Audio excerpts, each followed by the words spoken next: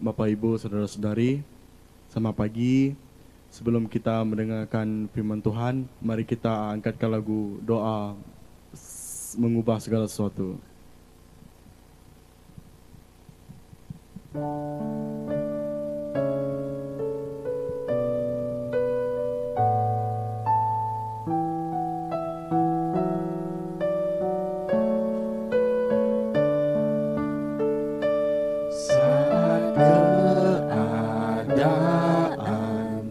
Sekelilingku ada di luar kemampuanku, ku berdiam diri mencarimu. Doa mengubah segala sesuatu. Saat depanku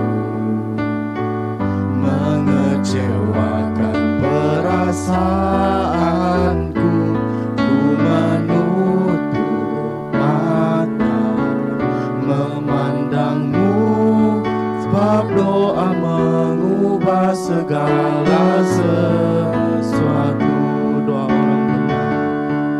Doa orang benar bila didoakan dengan yakin besar kuasanya,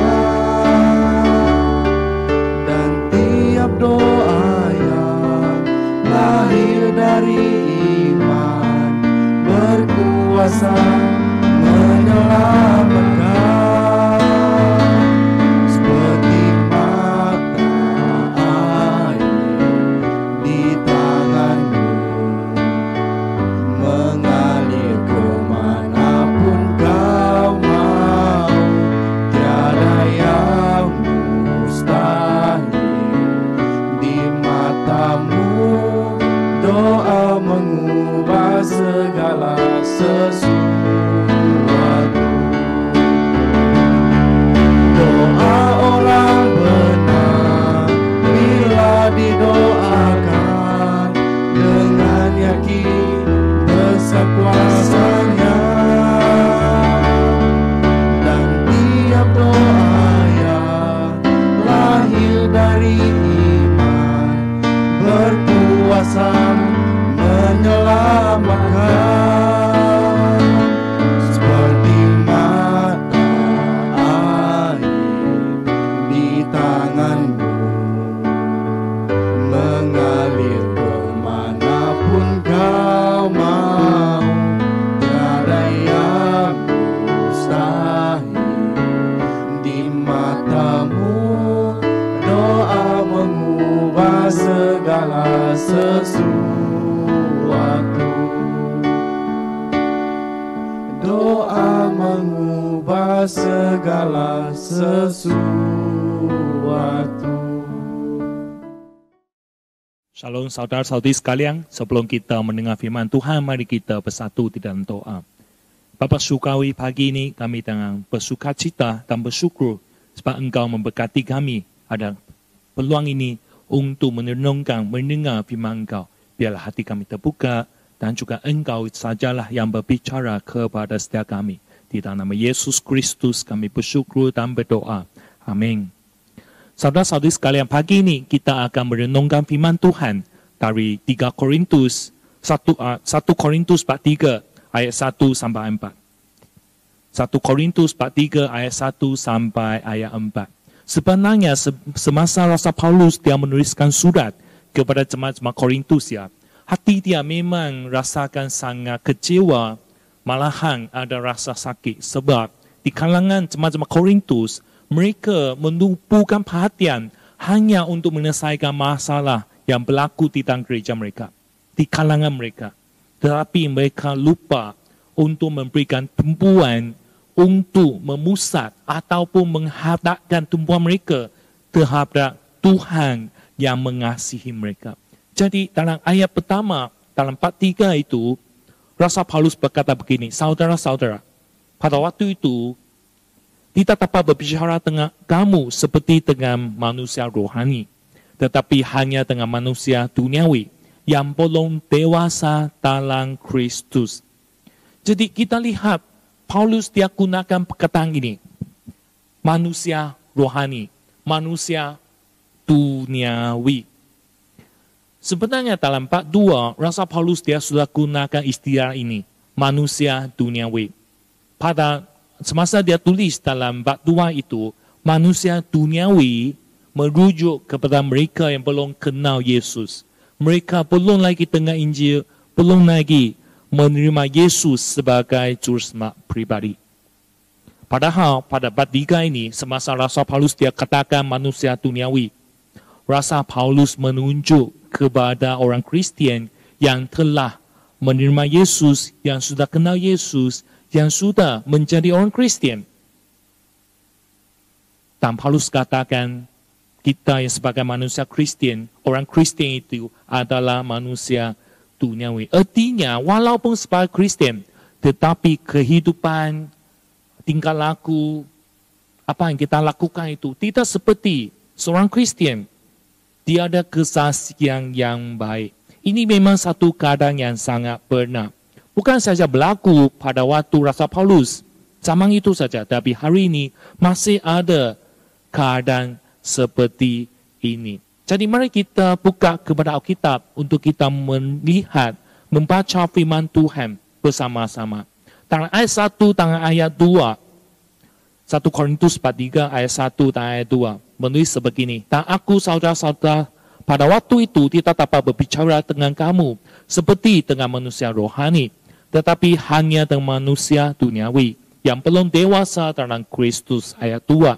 Susulah yang kuberikan kepadamu. Bukanlah makanan keras. Sebab kamu belum dapat menerimanya. Dan sekarang pun kamu belum dapat menerimanya. Jadi dalam ayat 1 dan ayat 2, Rasul Paulus mau kita, dalam ayat 1 sampai ayat 4, Rasul Paulus mau kita bertumbuh di dalam Kristus. Dalam ayat 1 dan 2, Rasul Paulus katakan kepada kita, kehadapan, kehidupan rohani kita harus bertumbuh. Kehidupan rohani kita harus bertumbuh. Rasul Paulus dia mengangkat jemaat Korintus sebagai manusia duniawi. Kenapa dia ada tangkapan sebegini? Sebab dari tingkah laku, dari apa yang berlaku di dalam gereja, Rasul Paulus memanggil mereka sebagai manusia duniawi. Dan Rasul Paulus katakan, saya tidak dapat memberikan makanan keras kepada jemaat-jemaat Korintus. Mungkin kamu akan bertanya, kenapa keadaan rohani kepada jemaat-jemaat Korintus tidak bertumbuh? Sebab satu keadaan yang berlaku di kalangan mereka adalah mereka sentiasa ada hati yang sombong terhadap hadiah rohani yang ada, yang Tuhan berikan kepada mereka. Sampai satu tahap ada iri hati, perselisihan, berpecah belah yang berlaku di kalangan mereka. Itu sudah mendatangkan satu halangan kepada mereka, agar mereka tidak dapat bertumbuh di dalam Tuhan. Saudara-saudari sekalian, kita tahu ya, untuk manusia yang tidak dapat makan makanan keras adalah bayi. Mari kita bayangkan, bayi yang masih kecil, mereka memang tidak dapat makan makanan yang keras. Malahan hanya dapat minum susu. Sebelum umur 1 sampai 2, masih minum susu. Kita bayangkan keadaan itu. Hari ini gereja kita, jemaat kita yang datang untuk ibadah, mereka sentiasa hanya mendengar firman Tuhan di dalam gereja, tapi di dalam kehidupan mereka, mereka tidak mencari Tuhan. Itulah keadaan berlaku pada zaman Rasul Paulus. Jemaat Korintus, mereka tidak dapat menerima ataupun tidak dapat makan makanan keras. Bagaimana dengan kita? Adakah kita sentiasa menunggu padri, pastor yang memberikan makanan rohani kepada kita? Malahan kita tidak dapat mencari Tuhan dalam kehidupan kita. Itulah keadaan yang dikatakan oleh Rasul Paulus, keadaan manusia duniawi. Sebab manusia duniawi ini, dia tidak akan mencari Tuhan.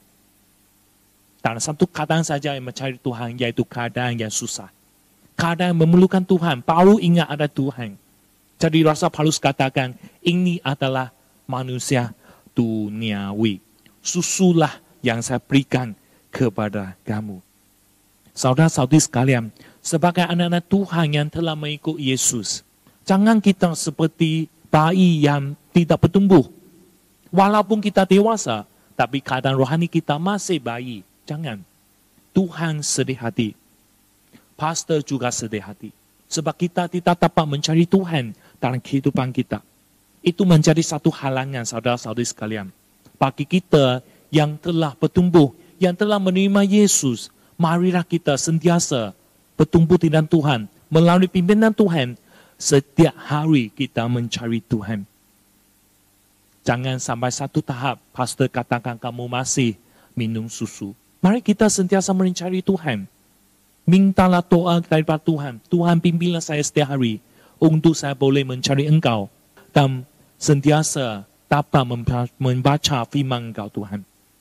Saudara-saudari sekalian, kehidupan rohani kita harus bertumbuh ya.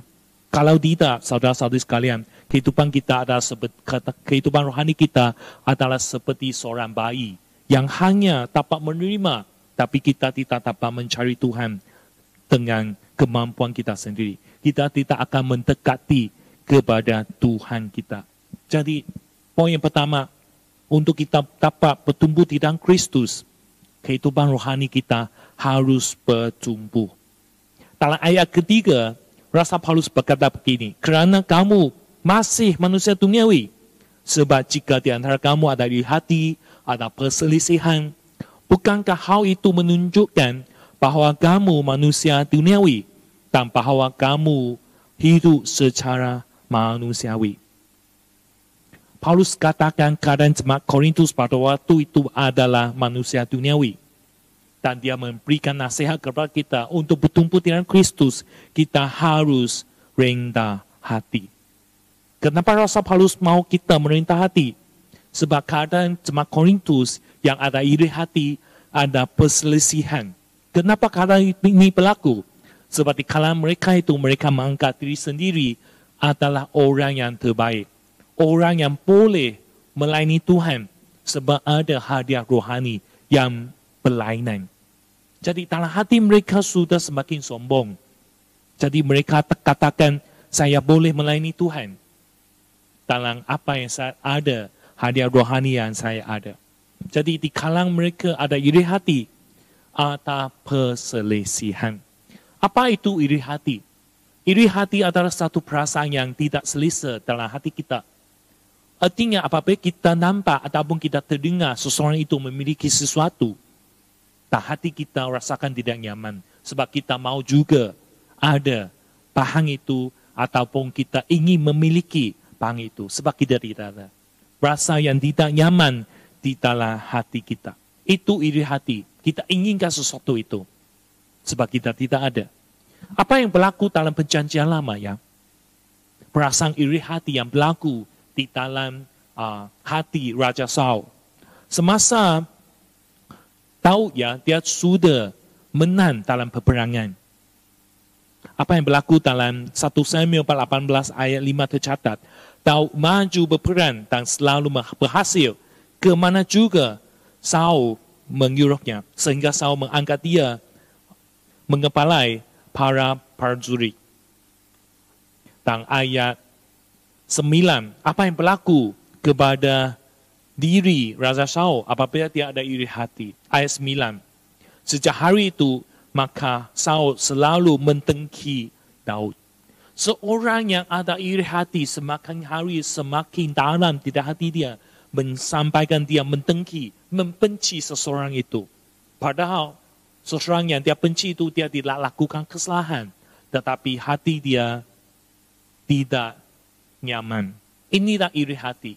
Itu yang berlaku dalam catatan firman Tuhan kepada Raja Saul. Dia ada iri hati kepada Daud. Dalam ayat 10 ya, mencatat sebegini. Keesokan harinya, roh jahat yang daripada Allah itu berkuasa atas Saul. Sehingga ia kerasukan di tengah-tengah rumah sedang Daud main kecapi seperti sehari-hari ataupun Saul ada tongkat di tangannya. Kita lihat, kalau kita ada iri hati, kita sudah ada berikan pintu ataupun berikan jalan untuk roh-roh yang jahat untuk datang ke diri kita. Ini merupakan satu kebocoran dalam kehidupan kita. Jadi saudara-saudari sekalian, apabila kita tidak dapat pujian ataupun tidak dapat sambutan yang baik semasa kita melayani Tuhan, ya, kita jangan ada iri hati kepada orang lain yang menerima pujian, yang menerima sambutan yang baik. Kita harus ingat, apa yang kita lakukan untuk melayani Tuhan, kita hanya satu tujuan saja, yaitu kita melayani Tuhan kita. Itu tumpang kita. Oleh itu Rasul Paulus mau jemaat Korintus rendahkan diri untuk melayani Tuhan. Sebab setiap hadiah rohani yang ada yang dimiliki mereka dikurniakan daripada Tuhan. Untuk kita juga sama saudara-saudari sekalian. Hadiah rohani tidak kira apa yang Tuhan kurniakan kepada kamu untuk melayani Dia. Itu adalah dimiliki, dikurniakan oleh Tuhan kepada kamu. Jadi kita dengan rendah hati untuk melayani Dia. Satu tujuan yaitu memuliakan nama Tuhan. Itu membolehkan kita bertumbuh di dalam Kristus. Dalam ayat keempat berkata sebegini, kerana jika yang seorang berkata, aku dari golongan Paulus, dan yang lain berkata, aku dari golongan Apolos, bukankah hal itu menunjukkan bahwa kamu manusia duniawi yang bukan rohani? Rasul Paulus mau kita bertumbuh dalam Kristus. Bukan sahaja kehidupan rohani kita harus bertumbuh. Bukan sahaja kita memiliki hati yang merendahkan diri. Malahan juga kita harus bersatu di dalam Kristus. Seperti yang dikatakan dalam 4. Kita harus bersatu di dalam Kristus. Kita lihat keadaan jemaat Korintus pada waktu itu. Mereka ada yang dikatakan saya dari golongan Paulus, saya dari golongan Apolos, dan golongan lain. Dikala mereka berpecah belah, kita bayangkan gereja kita hari ini. Kalau kita dalam keadaan berpecah belah, bagaimana kita boleh melayani Tuhan? Bagaimana kehidupan rohani kita dapat bertumbuh? Tidak dapat.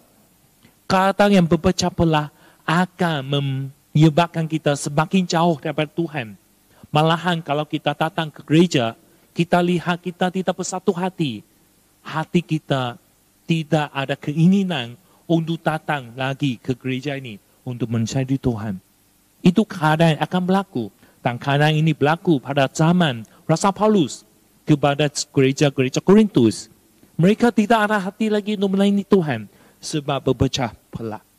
Jadi Rasul Paulus kata, kalau kamu terus katakan saya dari golongan Paulus, saya dalam golongan Apolos, itu menjadi satu halangan bukan sahaja kepada orang Kristen tidak mau datang ibadah, kepada orang lain juga tidak akan menunjukkan kesaksian yang baik.